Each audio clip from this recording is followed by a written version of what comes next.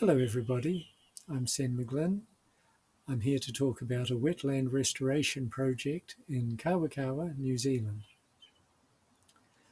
What I have to say will be quite specific to wetlands in Northland, New Zealand, and to a wetland that's been choked by swamp grass, Glyceria maxima. So I've got a slideshow for you, and I'm going to walk through the slideshow. The rough extent, it's 2,000 square metres in an urban environment. We're in Kawakawa in the far north of New Zealand, about 15 miles from the sea, and the stream is tidal, which means that when the stream is high and the tide is high, our backyard floods about a metre deep. So it's a water meadow. You can see it here in the brown bit roughly in the middle with some patterned channels. Here you can see the situation in 2014 when we arrived. The willows at the far end are not on our property. You can see there's a little bit of flax, harikiki, and a great deal of grasses. Bottom right you can see woolly nightshade. Bottom left you can see bamboo, and those two took our first years. So I only did some small experiments for the first few years to see what I could do with replanting the wetland. Here's a view from the wetland in 2014. You can see some karamu in the centre, and these would grow up, be smothered by vines and brought down, die up and then regrow. You can also see on the left one salt marsh ribbonwood, which was the only tree that seemed at all vigorous. Here's a close-up. You can see in the foreground plenty of swamp grass, which is Glyceria maxima, and further back scatterings of raupo, but not very much, because even the raupo couldn't compete very well with the swamp grass. Here's the harikiki, New Zealand flax, and you can see honeysuckle growing up through it, but it is not able to climb on the slippery leaves of the harikiki, and so this was able to survive. Here in the foreground with the yellow flowers, you can see another grass, one of the lotus family, and this also has a vine-like growth, and it'll grow about hip high, so it too will smother trees if you plant seedlings. Here you can see at a different time of the year, later in the summer, the swamp grass has this very fine brown seed heads, and those seeds would blow around, so there's no way that you can stop the swamp grass spreading. Here's the first attempt at planting. I've dug a ditch to stop the invasive vines coming in from the neighbour's place, and I'm using bamboo poles to mark where I've planted seedlings. And here I'm using plastic sheets around the seedlings to try to reduce the problem with the swamp grass coming up and choking everything. It wasn't very successful, but I did manage to get some more harikiki growing, and some of what you see here, those have survived till today. Here at another part of the property, the swamp grass is also known as floating swamp grass because it actually extends across water, so that some of the area I've mowed that looks like lawn is in fact floating. And I've been cutting turf off the top to expose the water underneath and stacking it up to form a mound so that I could plant a greater variety of trees. And here is the solution. Geese. Geese eat swamp grass. And once I discovered that, I was away, because I could bring in geese and use them to clear back the swamp grass. and that made all the other things that I had to cope with much more manageable. There is a problem with geese. This is one guilty goose who's eating a tree, and you can see I've protected the lower part of the tree that the geese didn't ring bark it. But New Zealand natives largely are not affected by geese, but you do have to watch that when you bring in a new flock of geese, they will discover what things are by nibbling them. And if you've got 10 geese and they all take a nibble, you've got a ring bark tree. But if they nibble higher up, then they will find out that doesn't taste good and ignore it further. So it's just a teething problem, if you'll excuse the pun. Geese are one of the few birds that have teeth. They have serrated beaks. Now, once the swamp grass was taken care of, the water would stay clear. You can see here duckweed growing on the top of the water, and ducks have come to eat it.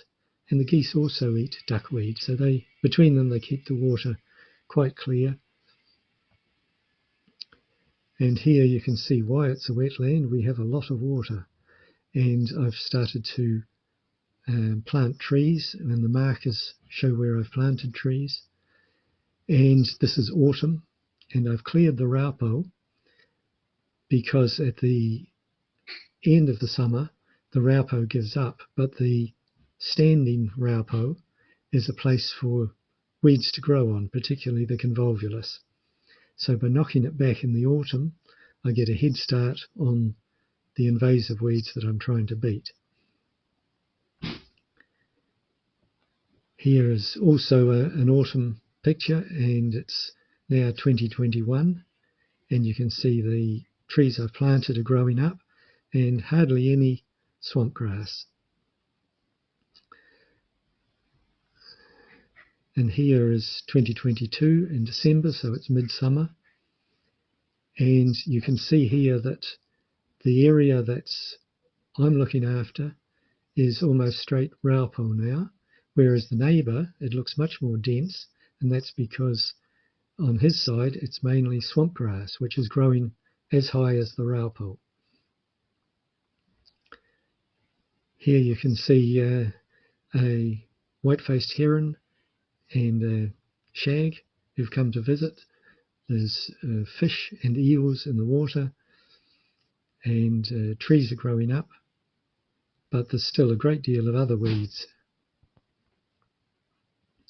Here is a scalp, pāpongo, New Zealand native duck, white-faced heron, kingfisher, a small shag.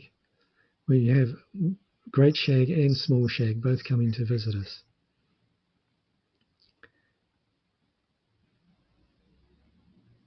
And here is our problem. Our neighbour decided to do extensive earthworks that included dumping clay and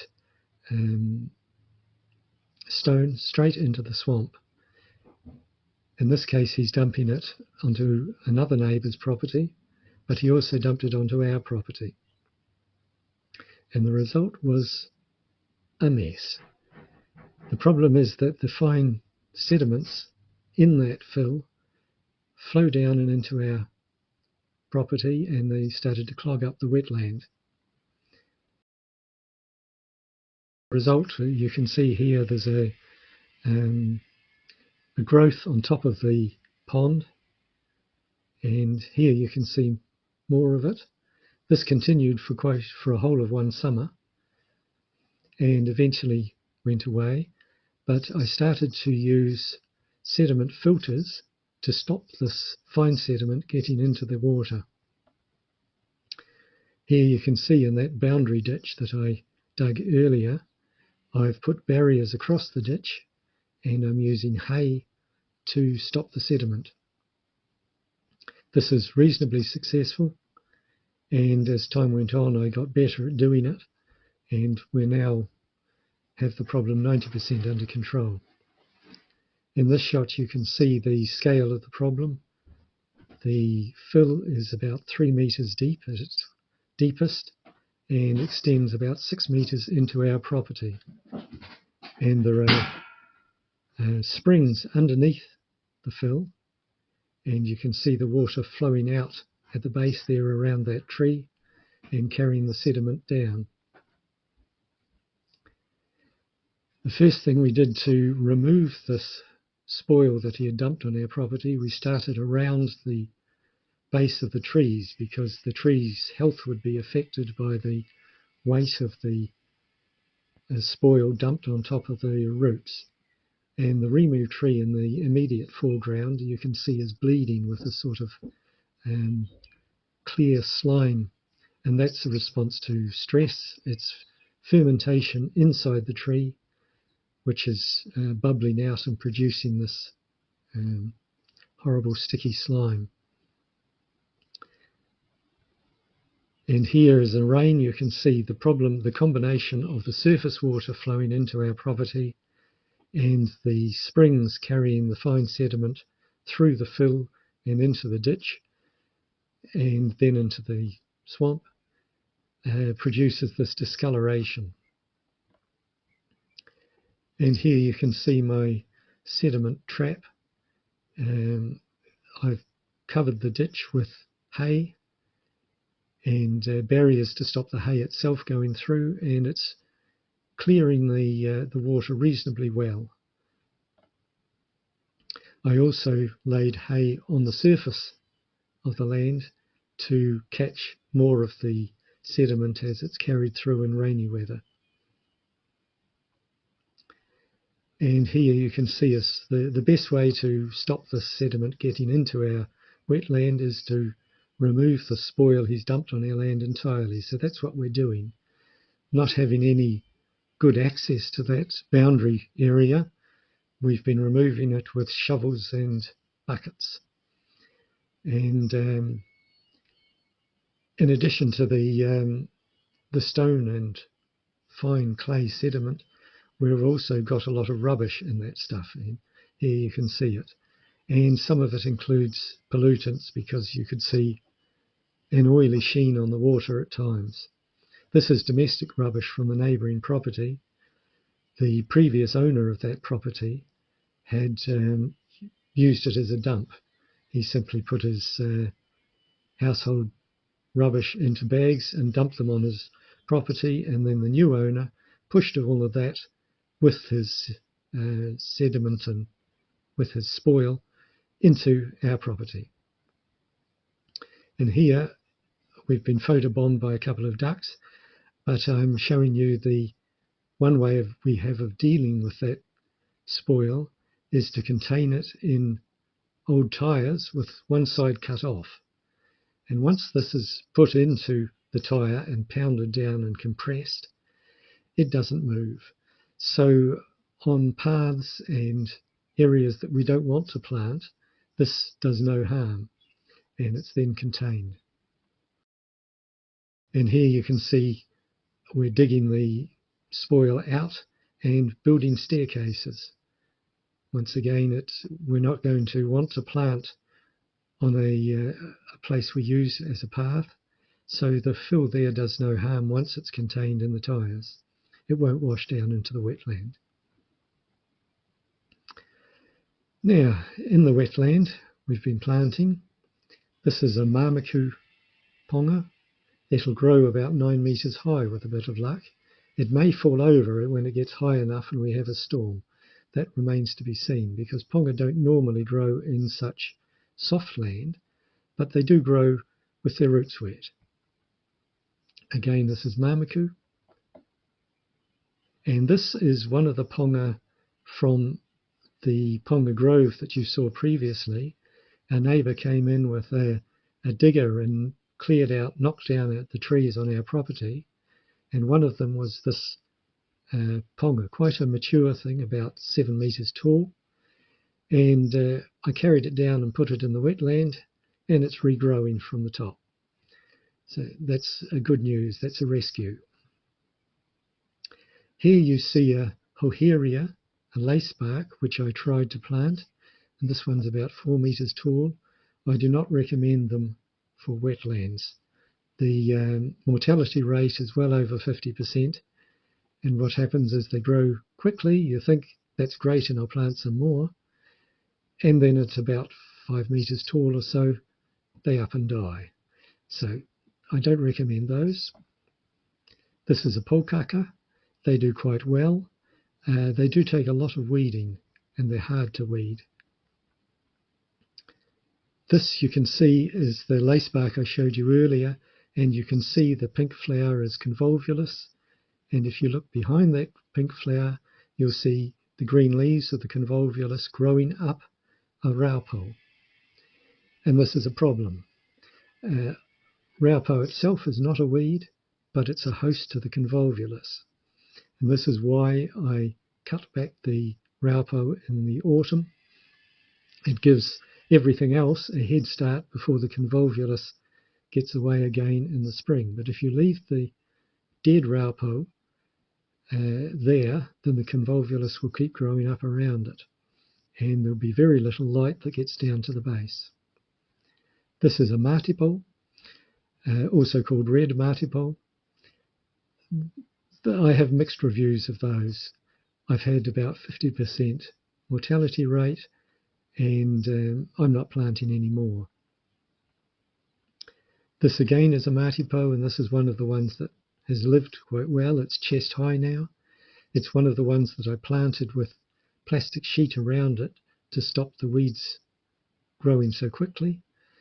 And behind it you can see the convolvulus growing. That has to be knocked back, and right through the year the raupo has to be cleared back a couple of meters from the seedlings so that the convolvulus doesn't grow onto the seedling. What happens is the convolvulus grows to the top of the raupo, overbears the raupo, which bends down, and it bends over your seedling, and then the convolvulus is on top of your seedling, and you've got a problem. This one is a pukatia. That's one of my success stories. They grow to a tremendous height. They're beautiful trees, and they have buttress roots, which are quite unique. But that only shows up when we get to a mature tree. But this is doing well. This is pukatia again, another one. And this is another pukatia, and on top of the bamboo pole behind it you can see a wasp nest, paper wasp. This is one of my problems. I have to spray them with fly spray because I react badly to wasp stings, and I have to be in there clearing the weeds all the time. The marker poles are important because otherwise you'll knock down your seedling with the weed eater. This is another pukatia, vigorous, growing. And this is a mingi, Caprosma propinqua. They are moderately successful, not too hard to weed. They're particularly affected by the lotus, which grows up about as high as the mingi, that is about waist high, and it's quite hard to disentangle one from the other. The tool for doing it is a flax knife. This is a whitey-hood mahoe. Grows quite well, quite vigorous, but it's a devil of a job to weed it because it tends to flop all over the place. It doesn't grow with a vigorous stem, and so I don't recommend those. This is a karaka, growing well, and this is something I don't know. If somebody can identify it, please say so in the comments. This is a kohikoe. They're quite vigorous. I've planted them on mounds where I've dug up turf from the swamp and built a mound, and it seems to be doing quite well. Here's kohuhu, growing vigorously. Success story all around, so we'll plant some more of those. There's a young one. But there is one problem. The kohuhu tends to fall over in a wind. Its roots are too shallow, growing on soft land. So what I've been doing is not only propping them up, but also taking out the leader at about 3 meters high using a pruning saw, so that the roots have a chance to grow faster than the tops. On the right, you can see a kahikatea. That was planted before the kohuhu on the left. Kahikatea I've planted quite a few of them. Survival rate's quite good, but they are quite slow growing. Here's another kahikatea. They always look as if they're dead. That's normal. You can tell whether it's alive or not by feeling whether the leaves are soft. I have had a couple die on me. And that's the same tree. You can see how big the stem is. And this is one that I planted in the plastic to keep the vines back a bit. This one is Coprosma repens, taupata. I don't recommend them because that is about 4 years old and it's really slow growing. This is Manuka. That's a real success. The only problem I have with it is that it tends to fall over sometimes. Here, this is in the autumn. I've cleared the raupo that was growing close around it. And because of the raupo growing around them, the Manuka grows in a spindly fashion. And here you can see what happens. You clear out the raupo and the Manuka flops over. So I have to put poles in and cut off the tops and tie the Manuka up. Here's an example of the convolvulus problem. It's growing up over the raupo. And here again, convolvulus growing on raupo. And in the foreground here, you can see what happens. The convolvulus growing on the raupo leaf bends it over.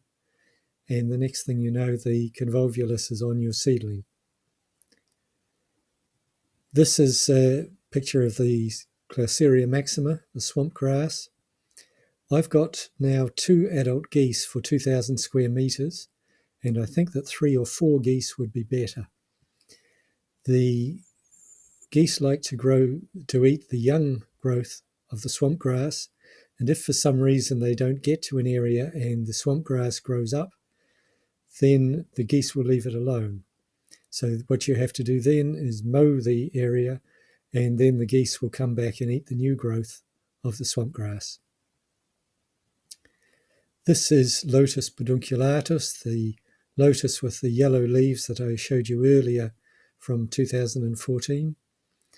And you can see it grows like as a vine, and if there's a seedling there is a seedling in the middle of that, then the lotus will grow up over it. And although it's not as bad as the convolvulus, it is a problem and it's quite difficult to clear out. This is blackberry, which is not a problem in itself, but it makes a problem for the weeder trying to get around and get rid of other things. And this is an area waiting to be cleared up in the autumn. You can hardly see any trees there, but you can see the flowers of the convolvulus and the convolvulus growing on the raupo leaves. And this is the same area when I've cleared it up.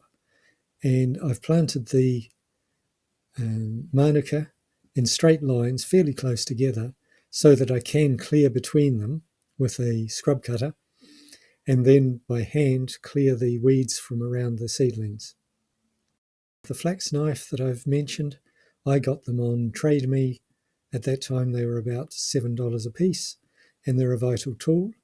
And the rat trap, which I got from our district council, and inside it there's a stainless steel trap which is great for killing the rats. And unfortunately the ducklings will also go in there, so in spring you have to remove your traps from the swamp or you'll kill your own ducklings. And that's it for today. Thank you.